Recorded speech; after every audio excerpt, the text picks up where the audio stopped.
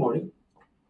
Let's see, that was smooth too, right? That was smooth. Last week was smooth. That was pretty smooth. Welcome to Caffeinate Your Career. Today's topic, how to get unstuck in your job search. I'm your host, the career coach with the most, Jason Hopper. With me today is my co-host and the sensational Senior Director of Career and Financial Services, Allison Harding. Hi, everybody. Okay, let's see if we are live. Looks like we are, and there are like 9 people watching, so cool. Guys, so we haven't done this topic in a long time. Actually, the last time that we did do it, you were not here, and I did it with just Kristen. Oh my gosh. Yeah, and actually I'd written the notes specifically for Kristen, so I had to start this all over. It's kind of timely too, because I just got an email from somebody yesterday saying that she's stuck. Yeah. And I'm like, you should probably watch our live stream tomorrow, because that's what we're going to be talking about. And if y'all are, I see there are 22 of y'all out there watching live. Y'all get active in the chat, and I will monitor that, do some networking in there. Allison, maybe you're working right now and you just don't like your job, and you're like, I need to go do something else. But then nothing happens and you stall out. Or you're not employed and you're very excited about your job search and optimistic, but job search takes a minute, and then you just become a little bit sad and get stuck. Go ahead. So I wrote this article to put on LinkedIn instead of in Word, and copying it and put it in LinkedIn. And when I was almost finished, it disappeared, went into outer space. But I did want to bring it up about getting stuck. My husband and I are Mavericks fans, basketball team here in Dallas. And we go to a lot of the games. We have season tickets. We sell a lot of them too, but we go to a lot of the games. And we went on Saturday afternoon, and they were playing Houston. Houston was playing to get into the playoffs. So they were like really aggressive. And the Mavericks are playing to stay in their position in the playoffs. And through almost the entire game, they were losing. They didn't need this game to stay where they are, but they wanted it. They wanted that cushion. And they, at one point, were 22 points behind. What? And the people around us who we know, we were all talking about getting stuck. They get stuck, and they get so far behind, and they can't catch up, and they lose. And well, it didn't happen on Sunday. They played their hearts out. At halftime, they were like 5 or 8 points behind. So they came from 22 to 5 to 8. And then in the second half, they really, really worked. But they were always behind until the last few minutes. The last 5 seconds, they were behind by 3 points. And we have 2 star shooters who were not in position to shoot. And when there was 0.01 seconds, they passed it to somebody they trusted. And he shot a 3-pointer and tied the game. Went into overtime and we won. Mm-hmm. The point is, you can get stuck in situations and say, I'm going to lose. It's not going to work. Let's just blow this off and it'll be okay. And it's not. You can always fight through it. And that's what we're going to be talking about today, because getting stuck means that you're going to be there for a long time and you're not going to be happy.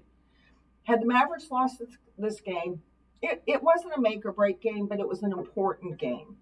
And so I think for people who are in job search, you have to have the mentality that I will win.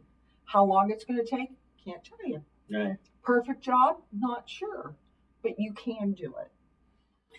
Good morning, Gina and Mike. I see you guys in the chat. That's good. That's a good point. It's an excellent point, and it goes to the also links to the fact that you have to keep pushing forward. But like when we're stuck, we get stuck in job search. It's like walking through mud. It's like we're not living in the past, and we just can't see the future. You're just in the present and doing nothing. You're stuck. right? So, Allison, the way I've structured today's episode is we're going to talk about why people get stuck, and then we're going to talk about how to get out of that particular quandary. And I will say that was a good use of the word quandary. He's using bigger syllabled words. Harder to say. Quandary. 2 syllables. Oy. All right. First reason people get stuck oftentimes is lack of clarity. You're not really sure what you want to do. You're not sure how to get there, or what you're qualified to do. And so you just kind of sit and can't focus on the next thing. I'm working with a new client, and I asked him what kind of job he wants, and he said, I just want a job. That's not a job. What do you want to be doing? Wanting a job is not a, yes, I'll that's do correct. anything. Anything's not a job. You have to figure it out. Because if you can't figure it out, how can people working with you or trying to help you figure it out? Yeah.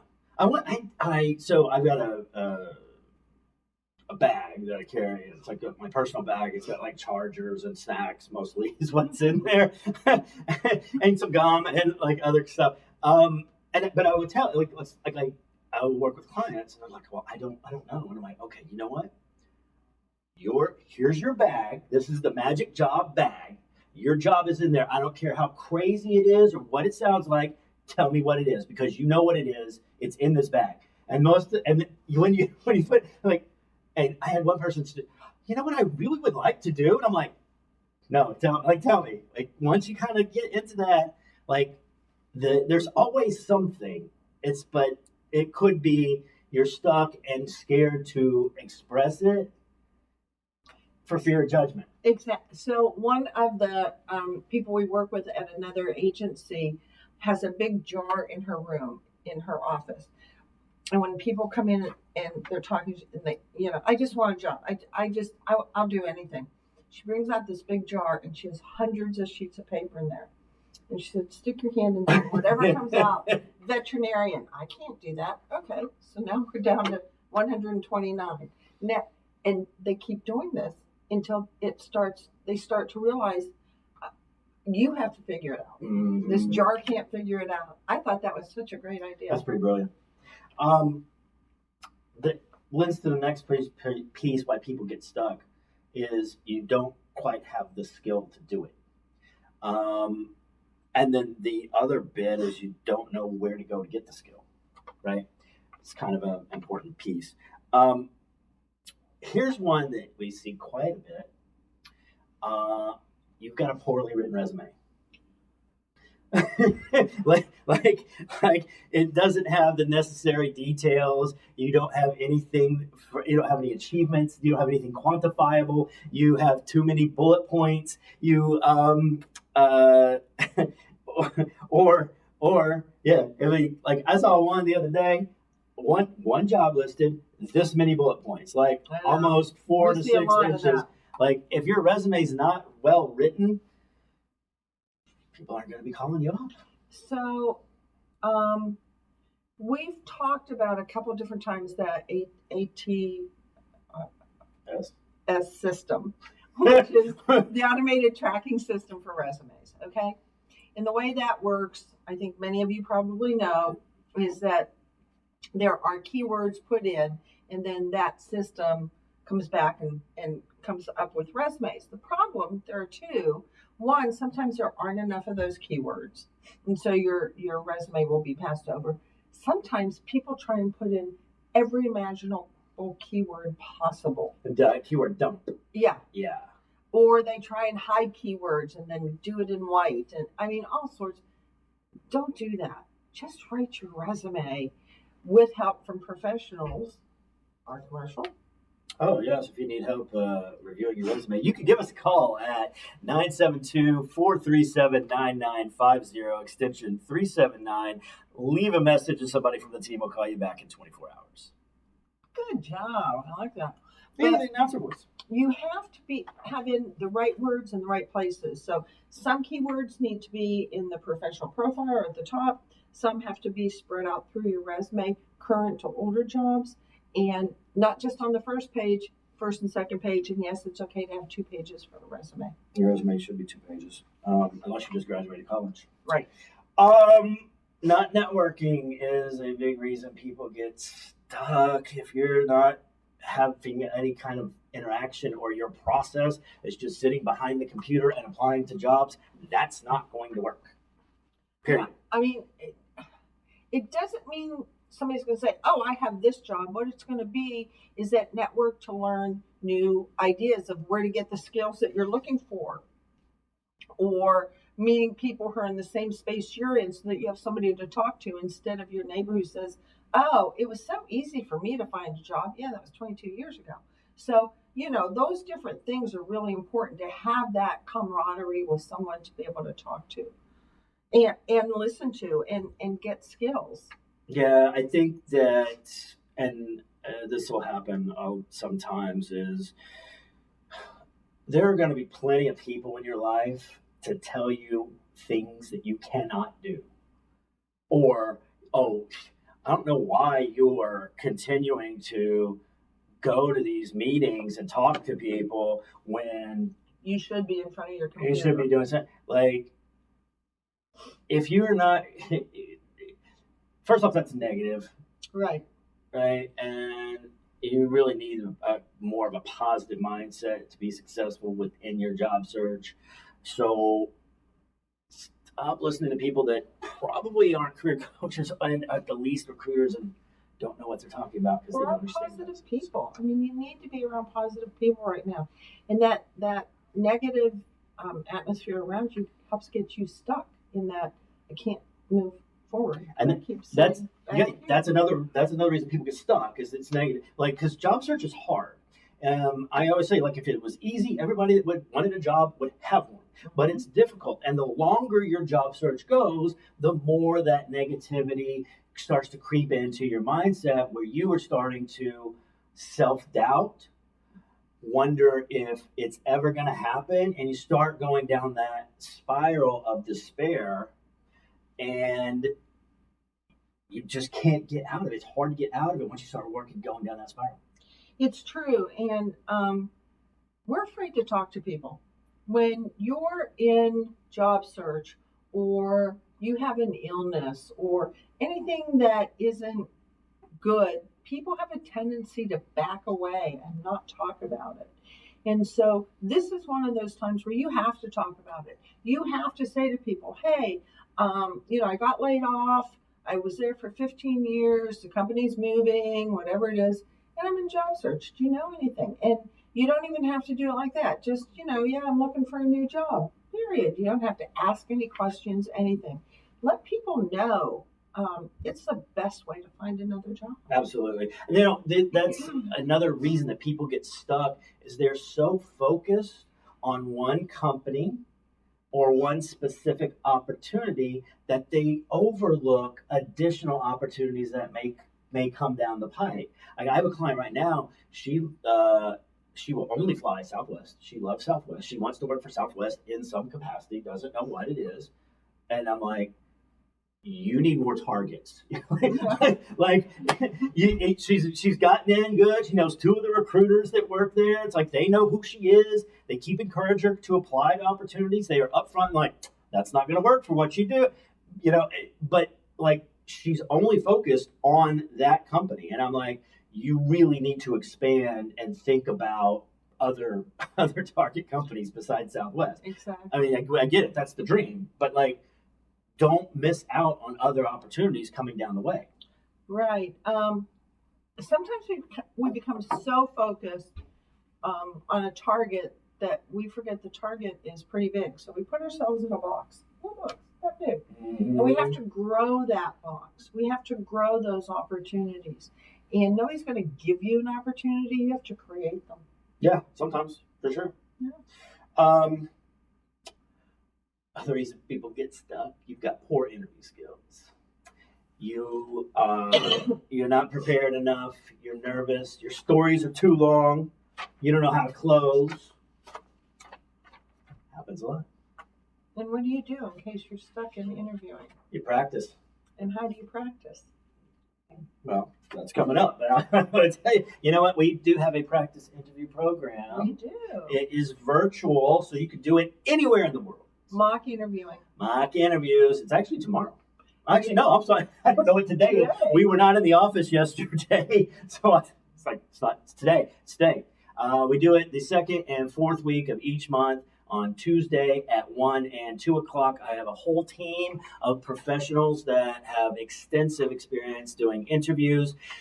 Today is the only day that we are doing it this month because Passover. Mm-hmm. And so the next time we're going to be doing it is May 14th. And there will be lots of people. I've already got 2 people signed up. So it goes, they fill up really fast. If you're interested, email me. My email is the letter J, Hopper, HOPPER, at jfsdallas.org. Put mock interview in the subject line and let me know what time slot you want. Right now I've got 2 spots open at 1 and 6 open at 2. For May 14th? Yes, May 14th. Okay. Yes. Fine. Not today. Not today. Today's full up. But I do want to say that interview process that he's talking about, those mock interviews, they're all being done by professionals. And it's really, you may do it 2 or 3 times with different people that we have on that team and learn different things and how to react and how to say things. So don't hesitate to work with somebody to improve your interviewing skills. In fact, I encourage you to come back and interview with a couple of other different people because different people have different styles. And so, we're going to go and interview with different people. It's good to just practice. In fact, I just got an email late yesterday evening, from somebody that was going to do it today. And she's had like 3 practice interviews, and she just got a contract assignment and is off to go travel for the next couple of days for training. And she's like, I'm so sorry I have to cancel, but my husband's interested. she slotted him in. That's really funny. And so I'm like, okay, that's cool. So yeah, I mean, people are getting hired. Practice. They are. Like last week, I think it was last week. Yeah, we had like 3 between the 3 of us. We had like 4 or 5 people get hired. Yeah. Just last week. And one of our hires, I think it was last week, maybe it was 2 weeks ago, took his class twice by 2 different people, his class, the mock interviewing twice by 2 different people. And then I worked with her, and then she got the offer. Mm-hmm. We were so excited. Yes. Also, good morning, Heidi Torres. It's nice to see you in the chat. Please, if you have any questions about getting stuck or what your feelings are, don't hesitate to put them in the chat so that we can look at them and talk about them directly to you and to the whole group. Because if you have those feelings, so do other people. Yep. So we got like 3 more reasons people get stuck. I'm going to tell you then afterwards how to get unstuck. Oh, that's good. So stay tuned for that. So market conditions often play a part in you getting stuck. I mean, we can't control the economy, right? And sometimes the companies have layoffs or there's budgets that they can't get out of. And so, I mean, sometimes that just becomes a wait and see kind of game on your end. It does. Right now, the market's really good. And not for everything, but for a lot of different jobs. And so you have to be able to read what the market is, go on the different sites and see if your particular position, what the jobs are and what the possibilities are. If you're in a job where you can't find anybody that's hiring, it might be time to pick up some different ideas of what you want to be doing. I was going to say that you hear a lot about, oh my gosh, this company just laid off 10,000 people. And it's like, okay, but that doesn't mean they're not hiring in other departments. And it's the journalism saying, right? If it bleeds, it leads. Or no, if it leads, it bleeds. Right? Like if you're going to hear all the bad stuff. Right. Although I did just see on LinkedIn, I think that there were more jobs that created than they actually expected to happen.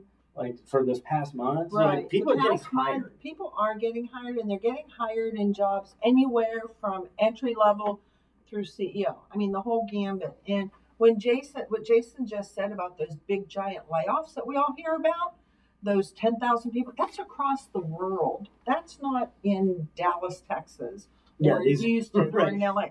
It's everywhere. So you have to look at it and say that company is restructuring certain areas, not everything. And in those areas, these certain people are going to lose their jobs and be laid off.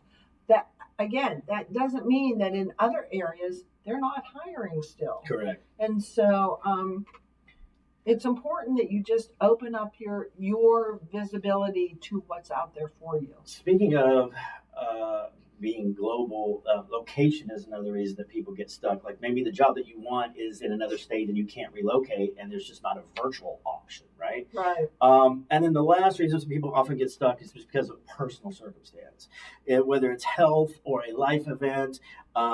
Sometimes family matters pop up, and it's just maybe not the right time.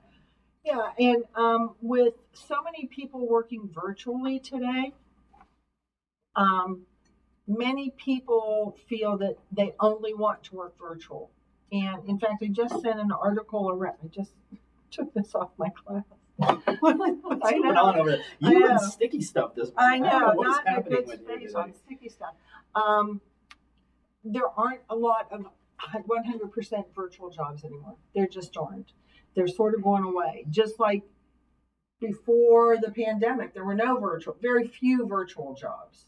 I'm not going to say no. Well, there were virtual jobs. There's always going to be virtual jobs. But the idea is that sometimes you have to be a little bit flexible. Like here at JFS, we were 100% virtual during the pandemic. Nobody came into the office. Nobody got near the office. When it was over, we made a decision. The people the C-level people said, you know what, we need to do a hybrid. 3 days in, 2 days home. That's great. Everybody thought that was wonderful, and it still is, and it works for us. So sometimes you have to be a little bit flexible as far as what the circumstances are. And I know if people have small children, that makes it even harder to go into an office, but there might be ways that you can figure that out. Take your kids to work. Okay, now that we talked about why people get stuck, let's talk about how to get unstuck. The first one that we talked about was clarity. Mm-hmm. If you're just not real sure what to do, and my suggestion would be there's a few suggestions. One, take an assessment, right?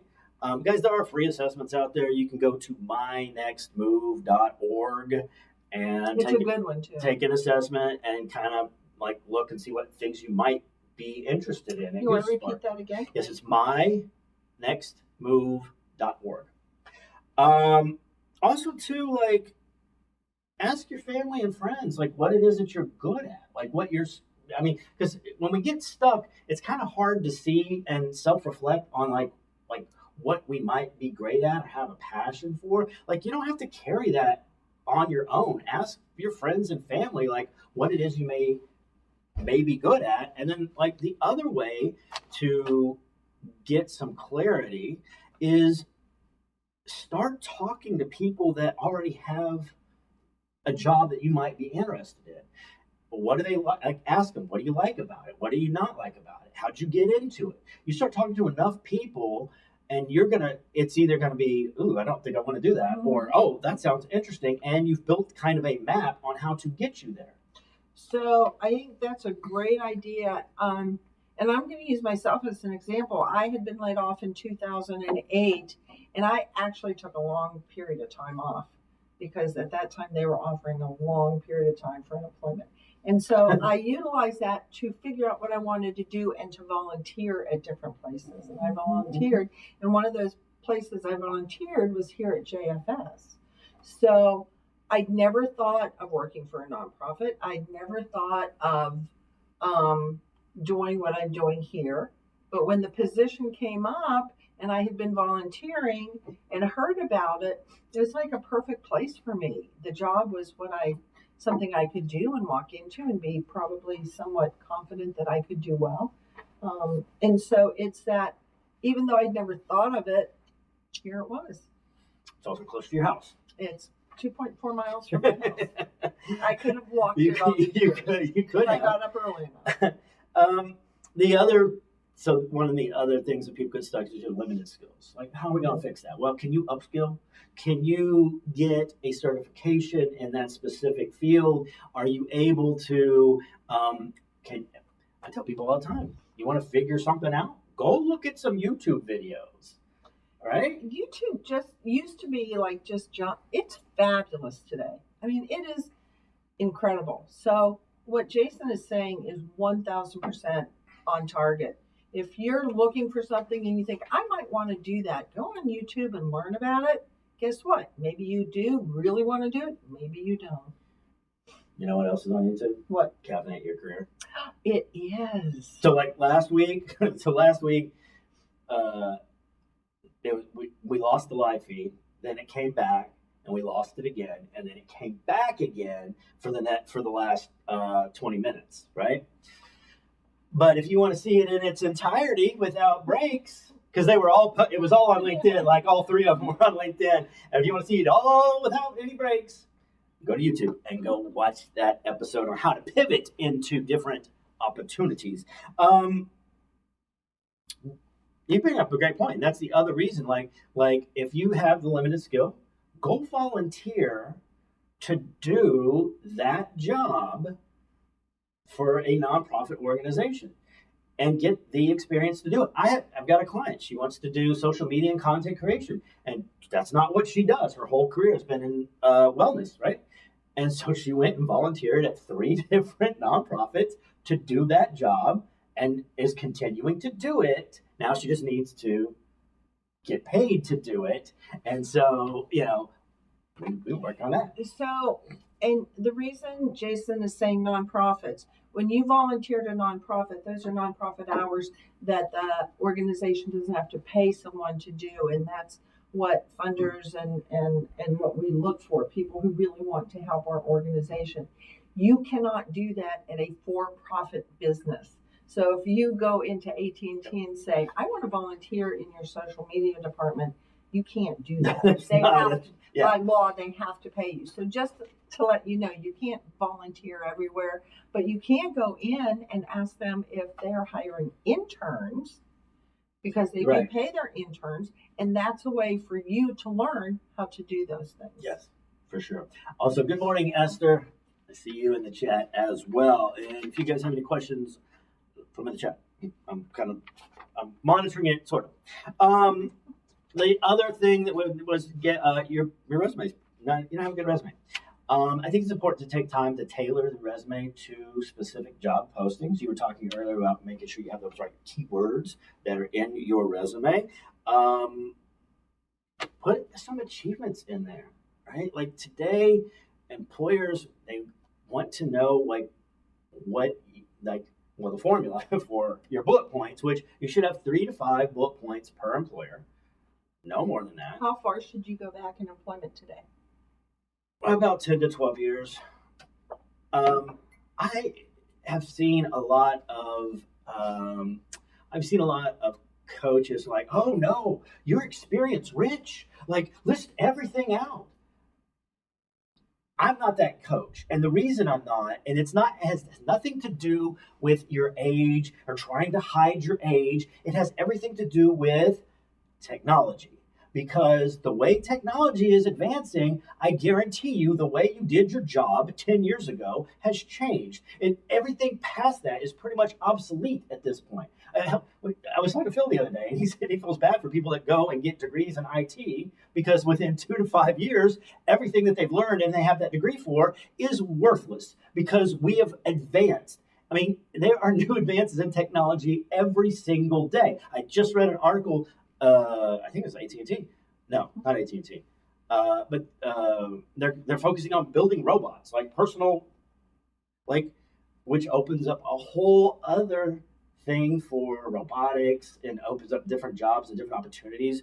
Where 10 years ago, robotics wasn't even talked about, and today, AI wasn't talked about 10 years ago.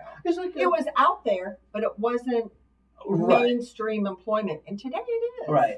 Artificial intelligence has been around since 1950. Right?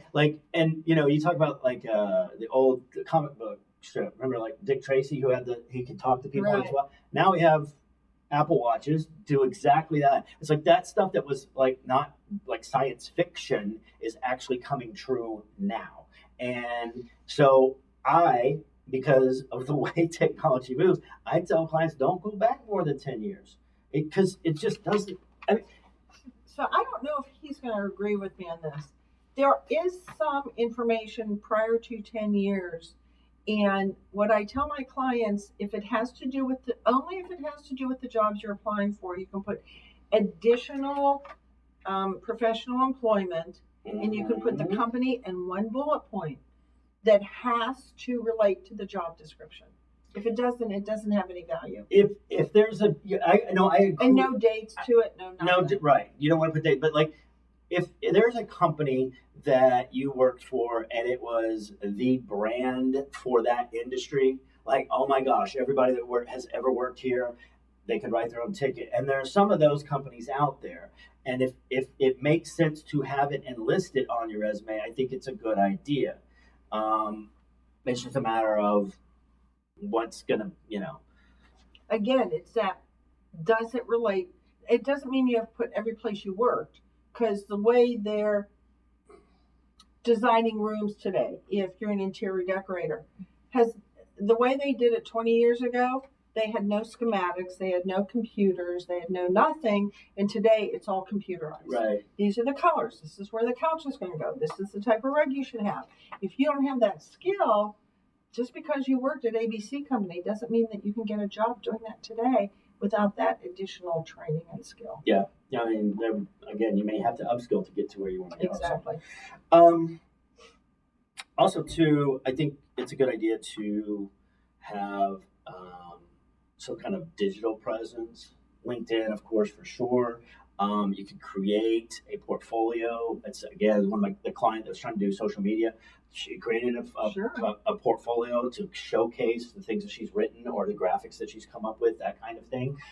It's just extra marketing and things that you can put on your resume for the employer to look at, and it's definitely worth doing.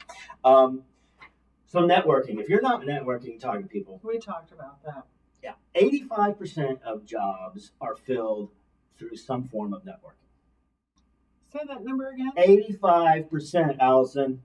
That's a lot. In fact, that's probably most of the time. And actually, networking is the main pillar in how I coach for getting into new opportunities. And by the way, do you know when we do networking events here? We do? We do. When? This Thursday. And it's going to be about? You are doing a presentation on change cycle and the job search. So change cycle is how your world is constantly changing, and sometimes we adapt easily and sometimes we don't.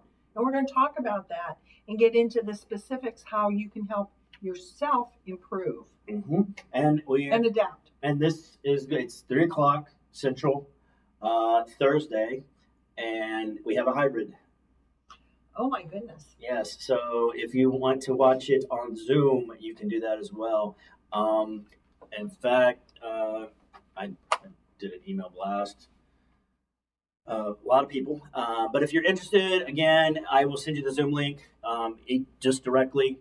And my email is J, the letter J, Hopper, HOPPER @jfsdallas.org. And just put networking in the subject line and tell me that you want to do it virtually, and I will email you back the Zoom link.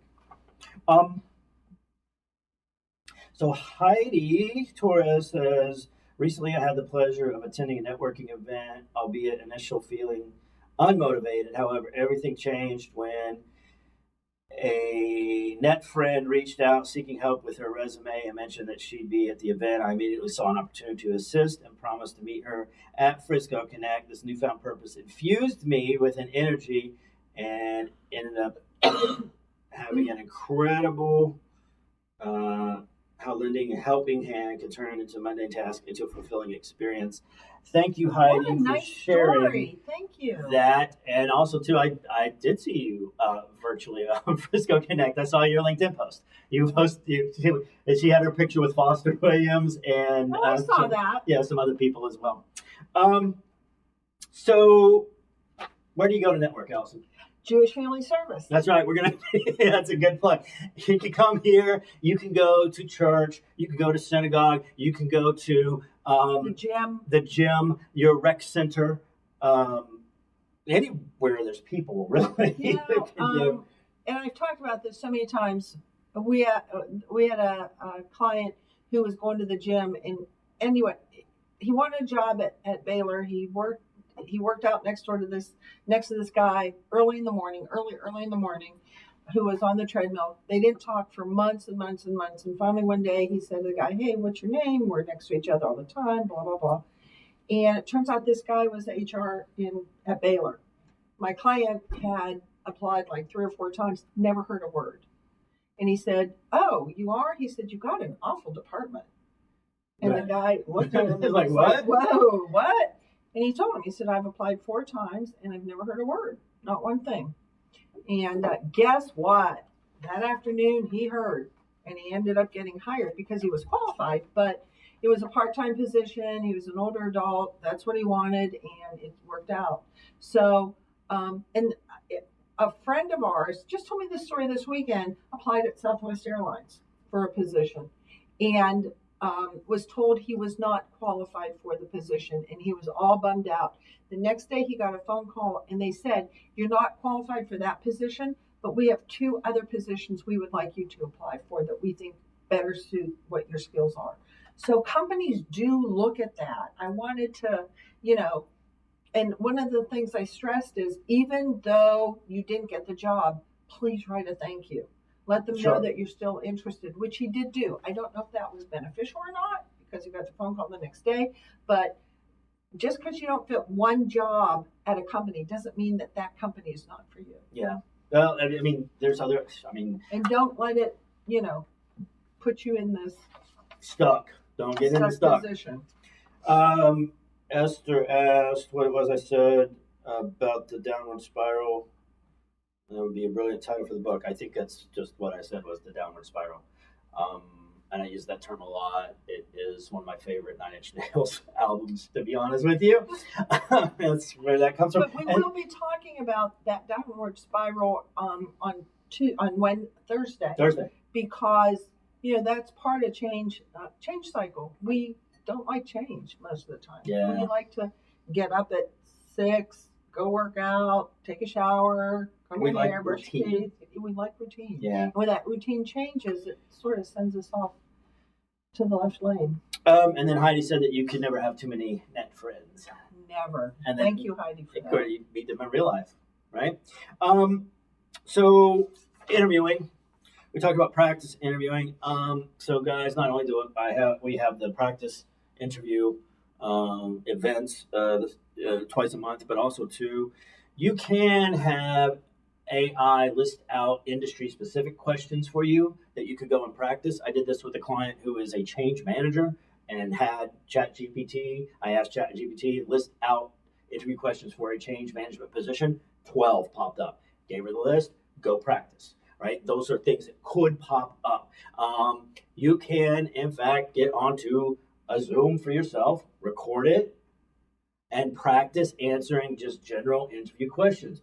If you don't know where to find general interview questions, go to Google and type in general interview questions. They will come up, and then you practice. And they also come up with answers, good answers. And I think things not to say. I think it's important to you can record it and then go back and watch the Zoom. Mm-hmm. Note your body language. Mm-hmm. Are you sitting up straight? Are you touching your face a lot? Are you slouched down? Are you stuttering? Are you not practiced enough? Usually, I think a lot of times when people don't get the job is because they don't practice. It's true. And so why don't you explain what ChatGPT does? Because even though people have heard the term, some people haven't used it very much. So ChatGPT it's an artificial intelligence site. There's other ones that you could use as well, like Bard, or somebody told me another one the other day. I wrote it down. But there's several different forms out there. I just like ChatGPT because I don't know why It's I just simple. use it, but it's good. And you'll ask it questions and it'll respond. That's what I was trying to get at. So. Keep your answer. Yes, so keep your answers about 90 seconds. Max. Yeah, I mean, you don't want to continue as you're telling your stories just to go on and on and on and on. And then the last bit for interviewing is you've got to know how to close. If you cannot close the interview properly and let the person know that you are interested in working there, you will not be getting the job. So a couple things from what he said. One, your answers are 90 seconds. If you do it well and leave the interviewer hanging, he'll ask you more questions. That builds the rapport between you and that person, and that's what you're trying to do, number one. Number two, when you start saying and, you're done. That's over that 90 seconds. And so that's your own cue as to when to stop. And asking for that some people say, how do I ask for it? Let them know, after this interview, I really liked what I heard about the company. I like you. I like what I can bring to the company and the value I can add, and I want to work here. And do that in the interview. Don't go take the closing piece and just email it to them. Right. Do it when you're sitting with them. Yeah, let them know. Or on Zoom. And so the other one was the market. Like, we can't control the economy, but there are some things that we can control, which is coming up with a spending plan, so that we're not overspending, or we're saving some money, and also which helps, especially if your job search is going to go a little bit long. And then also too, like, can you come up with a side hustle? Is there something that you can do that you enjoy that will create opportunity and money? Yeah, I mean, people used to say, well, if I say I'm working at Target, they'll think I can't do the job. Wrong. I'm going to think, wow, this person has been in IT for what their specific skill set is. There aren't quite as many jobs. You're showing initiative. So I tell people all the time, when we had 3 kids in college, I had my day job, 8 to 5, and at night I went to work at the Gap for 2 years. So you can do those things. And I have that on my resume too. I like that. Steve, one of the two of us is going to have to get a part-time job. You travel, Steve. Yeah, I know. I mean, you. That's so funny. Steve is so funny. He really is. So the last two was location. So if you can't relocate and the job that you want is not here, you don't know if it's here, where can you go to find that out? My suggestion, go to the Chamber of Commerce. They could probably give you some insight on where that type of position might be. And also what's going on in your community. Exactly. Like, yeah. You know what I mean? You talked just a second ago about like getting a second job or whatever. I have a client right now. He's an IT guy, and he's working 12 to 13 hours a day doing Uber and Lyft. And had picked up somebody, was in a conversation with somebody. That guy is in his hiring position, and he has an interview next week. Like, you never know. You never know. Networking, talk to people. And then personal circumstance was the last one. So first off, you're going to need to be able to address the situation. But if you're planning a wedding, I mean, that's there's a lot involved in that. It might not be the right time for you to do a job search. But if you're taking care of a sick parent or something, it could take a little bit longer to resolve itself, depending on health issues and what else might happen, or if it turns out not well, and then you have to deal with grief. We talked about mindset and being in a positive mindset for your job search, because it's just not going to work unless you are. And interviewers can tell when you walk into a room what you're feeling. Most of the time it's nerves, I'll be honest with you. Yeah. Even if you're comfortable with doing interviews, you still walk in that room and all of a sudden, boom, those nerves come out. That's okay. But if you're not in a good headspace, the interviewer, if they're a good interviewer, knows that and can feel it. Esther said through a couple of volunteer projects she's doing, she posted her Facebook friends and came up with help from people that she knew a long time ago who could help her out. Same. I had a friend who her name's Wendy, and we graduated together, went through junior high and high school together, and she had lost her job. She'd worked for the same company for 20 years. Oh my gosh. The guy was retiring, right? And closing shop. And she just posted on Facebook, like, this is my situation. I don't know anything about writing a resume or anything what to do. And I was working at the workforce at the time. Told her, hey, file for your benefits, send me your resume. I'll try to get you some leads. And some other people got involved. And, she had a job in about 3 weeks just from doing one post on LinkedIn, on Facebook. So you never know. You don't know. And the most important thing through all this, what we're trying to tell you, is you have to keep moving forward and stay positive. And when you don't, call us, come see us, email us, or a friend or another professional. But do talk to somebody to get yourself moving forward again in a positive way. Yeah, for sure. So Allison, we're a little bit over on time, but that's okay. I want to make sure we'd gotten through all the things.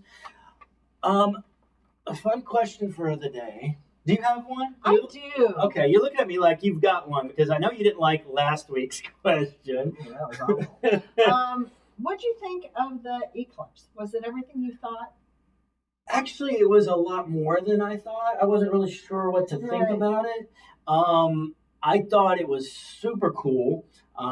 If you guys did not see my LinkedIn post today, pop over there. My wife, Stephanie, took a time-lapse photo of it, and I posted that. And I also related it back to job search and moving forward. But the video was super cool that she filmed. I may steal that. You could steal that from me, or Stephanie, really. I loved it a lot. I really did. I didn't really wander out to I think I told you 1:20 or something. Because I was working. I'm like, oh, it's getting darker. I should probably go check it out. And my neighbors were out too, and I kind of know them, and so it was cool. I thought it was incredible. Again, you don't have an expectation because when was the last time you ever saw an eclipse? Never. And so being out there, and my brother lives in Cleveland, and it was going in that path. So we were sending pictures back and forth, which was really interesting. It was funny. I was watching it, but I was also texting with Stephanie, and I'm like, oh, where'd it go? I don't see it. And I was like, oh, it's behind a cloud. And it was cloudy, but I know. Someone was watching out for Dallas because the clouds, when it was total, moved away. Yeah, it was oh my gosh, this is the coolest thing. Yeah, it really was. I enjoyed it a lot. So, guys, that's been Caffeinate Your Career for this week. Next week, I have Brenda Butnick on, and we will be talking about how to reduce stress, especially when it comes to some finances, because money makes people stressful. So that's Caffeinate Your Career. We'll see you next week. And come see me and Allison Thursday in our office, 3 o'clock. That's 5402 Arapahoe Road, Dallas 75248. On the corner of Montfort and Arapahoe, across from Walmart. Also, too, there's a 20-foot sign in the middle of the parking lot that says Jewish Family Service. You should have no trouble finding us. So come see us. And talk bring your about neighbors, bring your friends. Change, cycle, and job search. That's Thursday. We will see you next week for Caffeinate Your Career. Bye. Bye, everybody. Thank you.